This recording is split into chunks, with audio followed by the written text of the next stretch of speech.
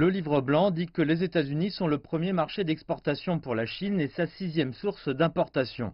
En 2017, le volume commercial bilatéral a dépassé les 580 milliards de dollars, soit 233 fois ce qu'il était en 1979, quand les deux pays ont établi des relations diplomatiques.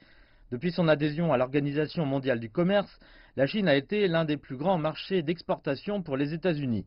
Les statistiques montrent que le montant des exportations américaines vers la Chine a dépassé les 129 milliards de dollars l'an dernier.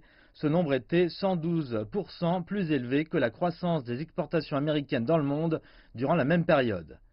Le livre blanc maintient ainsi que le déficit commercial entre la Chine et les États-Unis est le résultat de différences dans la structure économique des deux pays. Même si la Chine exporte davantage de produits de consommation vers les États-Unis, côté services, c'est le contraire. L'an dernier, l'excédent commercial américain en matière de services avait dépassé les 54 milliards de dollars. Malgré tout cela, le livre blanc indique que Washington fait usage de méthodes agressives pour mettre en danger le développement d'autres pays. La Banque d'Angleterre prévoit que si les États-Unis augmentent leurs tarifs douaniers de 10% avec tous ses partenaires commerciaux, leur propre PIB se réduirait probablement de 2,5% et l'économie mondiale de 1%.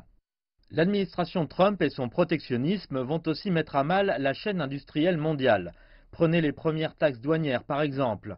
Environ 59% de ces produits sont fabriqués par des entreprises américaines, européennes, japonaises ou sud-coréennes. Ces entreprises vont elles aussi payer la note.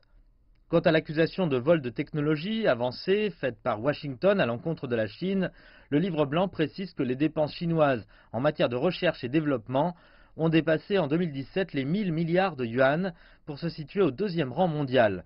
Plus de 100 entreprises chinoises ont fait leur entrée dans le top 1000 des entreprises innovantes du monde, se classant à la troisième place derrière les États-Unis et le Japon.